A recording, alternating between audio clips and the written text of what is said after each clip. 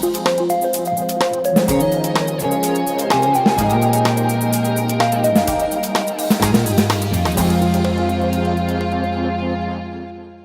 week's Palo Alto cover story was drawn largely from documents that were revealed by the city in response to our Public Records Act request. It's on the President Hotel, so we're going to talk about what those documents revealed and also where the conversion proposal stands with the city. Gennady, let's start with you. You filed the PRA request. What was the scope of your request and what were you hoping to get? Yeah, well, this was not my first PRA request on this particular topic. We asked for documents back in July. We're seeking all kinds of correspondence between the city and the developer, Ventures Journey Capital Partners. And so in July, it didn't sound like there were too many negotiations happening. They were just kind of getting started. This was around the time when the city determined that there's an existing zoning provision that would prevent the conversion, and they basically issued a letter of denial, which AG Capital contested. But these things were just getting started, so the kind of things that we wrote about in this week's cover story weren't available. So a few weeks ago, I renewed my PRA request, just basically said, give me the latest since the date of the last one. And so through that, we were able to find kind of many new documents that really kind of shed some light on what has been a pretty opaque process by AG Capitals to get zoning concessions. Yeah, there were hundreds and hundreds of pages that were given to you as a result. What were some of the documents that seemed more outstanding than the others that had not been known before? Define outstanding. Well, critical? Yeah, the ones that really caught my eye was the tenant relocation assistance agreement deal points. There were two different versions of this term sheet that AG Capital submitted, and it basically lays out the terms that it wants to see from the tenants and the city in exchange for giving tenants the opportunity to stay at President Hotel for a few months longer, and to increase their relocation assistance. We've known, like, since the project came out, that these tenants will be facing eviction, and there was a lot of conversation about, how much assistance they would get and things like that. And so the evictions weren't really newsworthy to me. What was really interesting and new to me from this report was AG Capital using the tenants and the potential for eviction as leverage to get zoning exemptions. Right. And the term sheet really lays out the kind of zone changes that city is required to make, and sets deadlines for the city to make those changes in exchange for residents having until middle of June. Yeah, instead of November 12th when they were first, supposed to be out. So how would you characterize what was going on behind the scenes then in terms of the actions of the company, the actions of the city? From the company's perspective, it seems like they pursued a multi-pronged approach. They strongly contested the city's finding that the conversion from the apartment building to hotel would be illegal based on this grandfather clause. They lawyered up. Their attorney basically sent the city a big letter on April 20th. August 20th. August 20th, basically laying out all these objections about how not allowing the conversion would conflict with the comprehensive plan, would conflict with well-established land use policies of wanting to have conforming uses in downtown, and how it would violate Ellis Act, which basically limits what the cities can do to prevent landlords from getting out of the rental business. So you had that was one of the prongs. And on the other one, they were negotiating with tenants on basically who by that point had some kind of political clout with the council and had the sympathy of the broader community. They were negotiating ways to get the residents to kind of cease their opposition to the project. And it apparently worked. Both of those apparently worked. We can get into that. Yeah. But So what's interesting to me is both the change from what was last publicly known, which was Jonathan Late, interim planning director, sent that letter to AJ Capital in July saying, okay, because of the grandfather clause, which requires uses to remain the same in renovation projects, not to convert from residential to hotel. Yeah, for non-conforming buildings. For non-conforming, more clauses.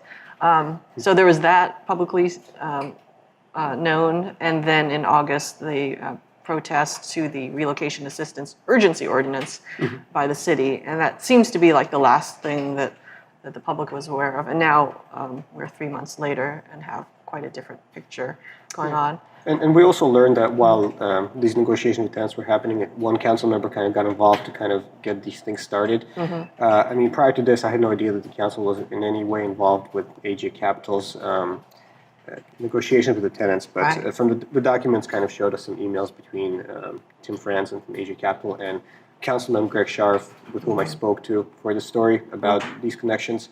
And it seems like he was, from what he told me, he was basically the one that brought the two sides together. The tenants approached him and said, let's find a way, can you help us find a way to stay a little longer? And he reached out to AJ Capital and asked them, what do you guys want to see from the city? And from what he tells me, when AJ Capital gave him the term sheet that I mentioned a few minutes ago, he basically said, it's a non-starter, this is not how we do it, but... You don't dictate the terms to us, the city. But at the same time, it's clear that he was involved in at least the initiation of this negotiation process. Yeah. Now, Linda, you've been following the tenants and their saga since June, really. Yeah. And you knew that they had an attorney, retained an attorney. So what exactly did we know about the process for the tenants in these past several months? Well, I think initially they had believed that they were going to be able to stay once they found out that the building couldn't be converted. But then AJ Capital told them, regardless if the project goes forward, you still have to leave by November. So then I believe at somewhere between maybe in July, they hired an attorney and were working with an attorney, but they were really scared to share any details because they were trying to negotiate to at least stay longer in the building until renovations started. And so they had hoped to negotiate a really simple agreement where they could just stay there until June, until renovation work was going to begin. I don't know why they picked the June date. I'm not sure if they were negotiating for any additional relocation assistance or not. It was just mainly the length of time that they could stay. And so it was their understanding they had gone back and forth and they had turned in an agreement to AJ to go over a lease extension, and they were waiting to get it back, and I think they turned it in early August, and they were waiting to get that agreement back, and then AJ returned an agreement at the end of October, just 2 weeks before the tenants were supposed to move out, and the terms had completely changed, and it was linked with all these contingencies based on what the city would decide as far as these zoning laws. And so then they were able to stay until January, and then if the city agreed to the zoning changes, then they could stay until June. So they felt pretty blindsided, and they felt like they better sign the agreement, being they were only 2 weeks away from having to move out if they didn't sign the agreement. And there was also include essentially a gag order where they couldn't talk about the agreement or oppose any of the project plans. So they were very nervous about speaking out against the agreement. So I had the information on what the agreement the tenants had signed, but I had no idea how the city was involved in the whole process at that point.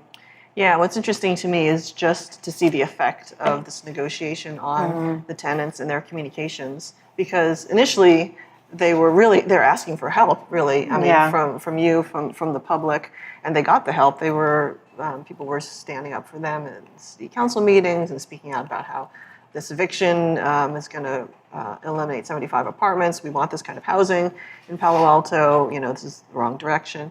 But then it seems like it got more and more difficult for you as a reporter to, they would track them. They would have these regular rooftop meetings, and all the neighbors were together, and they were really energized. And then as negotiations went on, they picked 2 tenants to be their representatives so that I guess they wouldn't all be talking to the attorney and logging in a bunch of hours with the attorney. So then a lot of tenants felt like they were left in the dark of what kind of negotiations were going on. And then they were told, if you talk to one another about the negotiations, then we could, AJ may, change the agreement. And so don't even talk amongst one another. Just wait until you get the agreement back and look it over. So they went from meeting all together to not even talking to one another. Yeah, that's really stressful and quite different from the culture that their building had previously.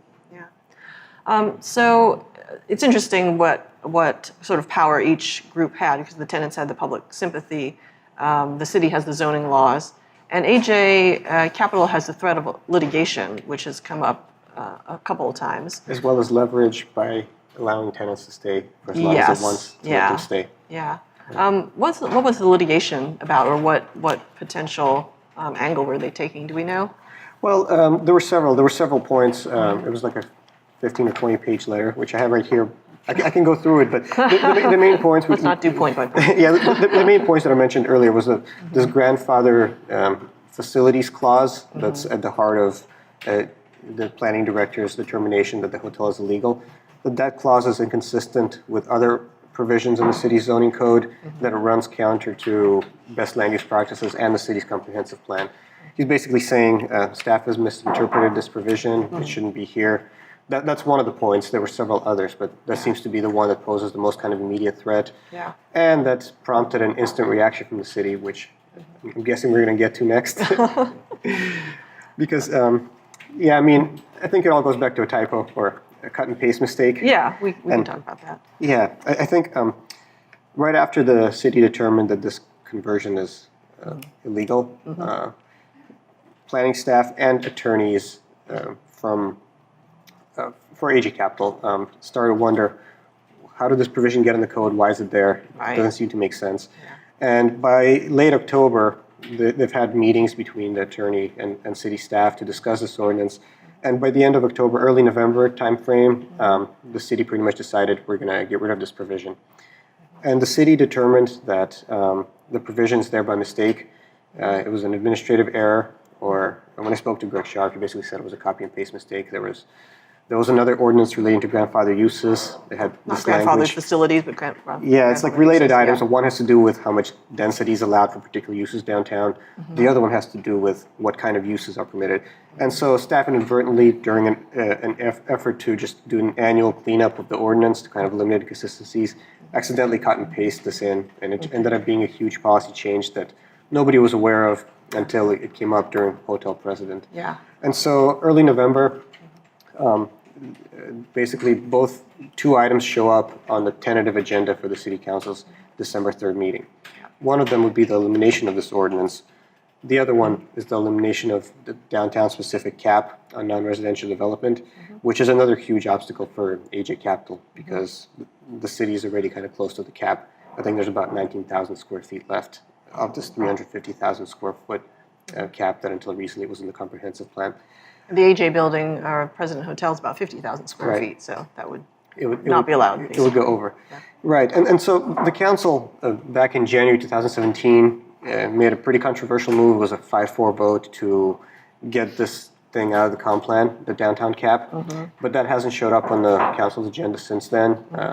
Planning Commission discussed it, and they didn't want to handle it. It was too hot a political issue. They kicked it back to the council. Yeah. And so all of a sudden, early November, both the downtown cap and the elimination of the grandfather zoning provision show up on the council's tentative agenda. And that date very much aligns with AJ Capital's term sheet and It aligns perfectly. and AJ's Capital's contract with the tenants, which all specify that the city council must make these decisions by mid-December. And the tenant agreement actually predicts that the council is scheduled to take these items up. So it seemed kind of strange, this coincidental timing, not just to me, but for the people who've been kind of looking closely at zoning issues. Yeah. And so that seemed to be the big question that we had to tackle with. Yeah. Were these items there because of AJ's influence or independently of it? Yeah. So you asked several, both staff members and then also council members, about the timing of the agenda setting. The agenda setting and the timing of these items. What did they say about it? They said basically their main determination in setting the agenda is when will we find the time to get these on the council agenda. They basically said the downtown cap, this is something that elimination of it was determined such a long time ago, but it's taken so long to get to the council. Planning Director John Late basically told me that they try to kind of get things done within a year of direction, and the council passed its comprehensive plan last November, so Here we are. that was the kind of timeline. But and the grandfather use clause, basically, that's a little more complicated because it's set to be approved now on December 10th on a temporary basis. And he's basically saying we made a mistake in drafting it, we should fix it as soon as possible. But it's quite unusual for zoning policies to be made at such an expedited manner. Usually it goes to the planning commission. Planning commission vets it, then it goes to the council. It usually takes a few weeks, a few months at times.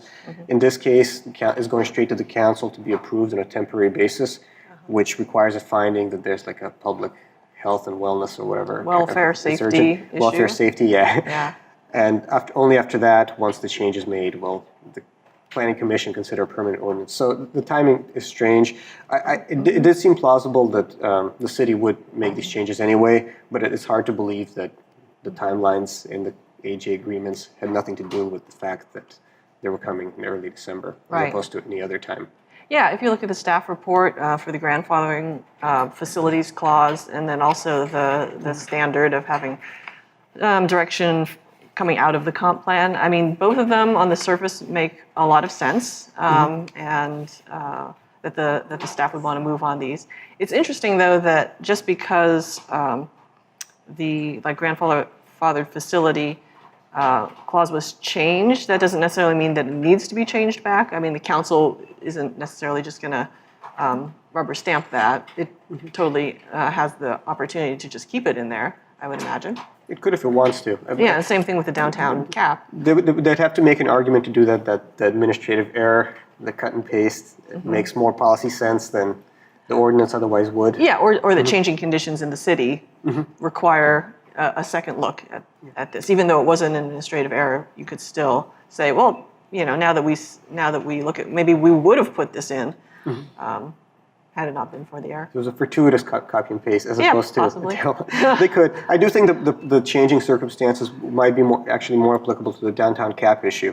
Yeah, that's been raised. Because when it came up to the planning commission, several commissioners basically said the council made this decision in January 2017. Since then, we've seen a ton of concern about office. We had that during the spring and summer, that citizen petition to kind of cut office space citywide in half by 2035. And that passed basically when the council adopted it, kind of recognizing that the citizen concerns are real. So one could plausibly make an argument that the office issue is as big, if not bigger, than it was before, and maybe we could reconsider the downtown cap issue based on the changing circumstances, because I could see that coming up. Yeah, And, yeah. Let's stick with the dates for a second, December 10th, December 17th. Lydia Koo, Councilwoman Koo, was fairly upset this week at the council meeting and referred obliquely to this not wanting to make any zoning changes in December. What was that about? That's kind of... This is something that seemed to come out of the blue to anybody who's not familiar with what's happening with President's Hotel and AG Capital, because she didn't name any project and she didn't name any developers. But the city council was discussing another zoning ordinance. There's a lot of zoning, but they're in the process of revising zoning rules to encourage more housing, recognizing there's a big housing shortage. And so they had this big housing work plan that the Planning Commission has discussed over 6 meetings. And there's now a proposal for a bunch of changes, including parking requirements and things like that. And so Lydia Koo, at the onset of the council's discussion, basically made a motion to not discuss any of these issues until next year, until next January. And she basically referred to the fact that a developer is holding deadlines over our head, which seemed to puzzle some of her colleagues. I think one colleague said, I'm not sure what you're talking about, but and so that motion didn't fly. Okay. It failed 3-6. But she, following up with her, she did basically say that this is because of the AJ term sheet. Yeah. So, and I think that was the first time any council member brought this up publicly, albeit in a pretty subtle manner. Yeah, exactly. code. Yeah. So AJ Capital has worked on various projects in other cities as well. And Linda, you looked into some of their history a little bit. Can you tell us if some of the strategies that they're using Yeah. here are similar to what they've done elsewhere? Yeah, there was a pretty similar situation in New Haven, Connecticut. So at the end of 2017, they purchased the Duncan Hotel, which was basically used as housing. And so the public was upset that they were going to lose affordable housing. And so over the public outcry, the city decided to propose a 6-month moratorium on converting that type of a building. So they had set a date where they were going to propose the moratorium, but 4 days before that meeting, AJ Capital had gone in and filed and gotten and received building permits for the project. So then when it went to council, they said, well, we're exempt because we already have our building permits. So then the city had looked to make the moratorium retroactive, and AJ Capital said, well, we'll take you to court. So the project was allowed to move forward, and AJ Capital agreed to relocate tenants and give them some relocation funding as well. Are there other communities in which they've built hotels or converted hotels that have similar issues to Palo Alto? No, there was another hotel in Tennessee where they asked for some variances on parking, but the New Haven case was the only one that was similar to what happened here as far as zoning issues. And although there was concern over the housing, after the project went forward, the city seemed pleased with the project. They were happy with what they were doing with the property, so it wasn't like all negative. It's just that they, the project moved ahead. Okay, all right. And another interesting aspect, we've known that former Deputy City Manager Steve Emsley has been a consultant to AJ Capital, as well as Richard Hackman, who was in the city manager's office. Right. What exact role have they been playing in trying to bring the city kind of into the fold? Yeah, well, Steve Emsley probably knows as much as anybody about the city zoning laws, having been planning director and deputy city manager here. So he's been advising many clients, not just AJ Capital, on how to deal with the city. This includes he's worked on the Marissa Meyer proposal, for example. I think he had some along with the Castellea proposed expansion. The JJNF market, like the firm Lighthouse Public Affairs, has been kind of involved with all these projects, and that's who Steve Emsley works for now. And so I presume he's been advising, AJ Capital on the zoning laws, and I could say for certain through documents that he's been kind of arranging meetings with city officials and kind of making connections and talking to planning director about parking exemptions that AJ Capital wants to see and the various zoning issues. Yeah. So what struck me about some of the correspondence was just this, it's almost like a confidence that whatever AJ Capital is looking for, they're going to be able to get from the city. There's one email in which Emsley sends to Late and says, let's get these. see if we can wrap things up. Yeah, the executives together with the city so we can wrap things up. And that was in October. That was in early October. And they had AJ had actually set a deadline for getting some zoning changes by October, and then Initially, and now in December. And then Councilman Greg Scharf, who was also involved, as you were mentioning before, with some of the negotiations. I mean, you asked him, why are these issues going to be on the council's agenda so soon? And he kind of had a two-way answer, I guess you could say. Yeah, I should point out, like when you ask, I've asked several people, is this just a coincidence? And I've never got a firm yes, and I never got a no. And I've asked it multiple times. Did the dates just coincide? And sometimes in the same way. So was it a coincidence? Well, Greg Scharf is the only person who said that it might not be a coincidence, but there's nothing wrong if it isn't. This will give the council a chance to, in an open, public way to discuss these policies. And if it helps the president of hotel tenants stay in the building, that's a bonus. But it's kind of hard to think of this as an open and transparent way when none of this is mentioned in the staff report, and that if any member of the public just is wondering why this is appearing December 3rd, they wouldn't know about the term sheet and they wouldn't know about tenants depending on it. So I don't quite buy it as being as particularly open or particularly transparent the way it got on. Well, yeah, and how transparent is it when the dates haven't been set by the city, but by a developer? Yeah, I think the city would push back against that, but Yeah, I think the city would say that these are the dates we had just because they're available, but they wouldn't specifically deny that AJ Capital's proposal kind of had no influence on that whatsoever. Yeah. There's a lot of hesitations and a lot of hedging. But I should point out there's a coda to this in that Palo Alto residents who opposed these changes were saved by the Palo Alto process this week. Yes. The housing discussion took so long and barely got off the ground on Monday that just by virtue of not having any time to talk about this, the council decided that they have to continue the housing on December 3rd.